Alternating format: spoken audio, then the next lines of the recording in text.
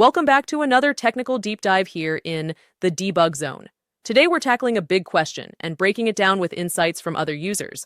Hopefully this clears up some misconceptions and helps you get the answer you need.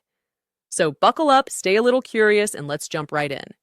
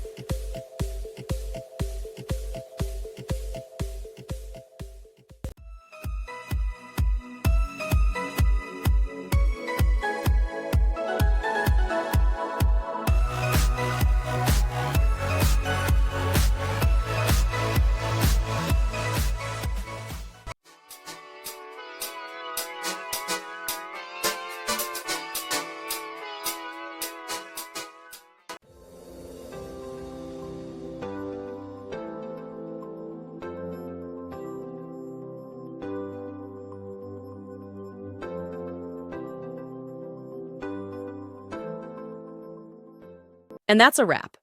I hope you found the answer you were looking for. If you did, take a second to hit that subscribe button. It really helps out.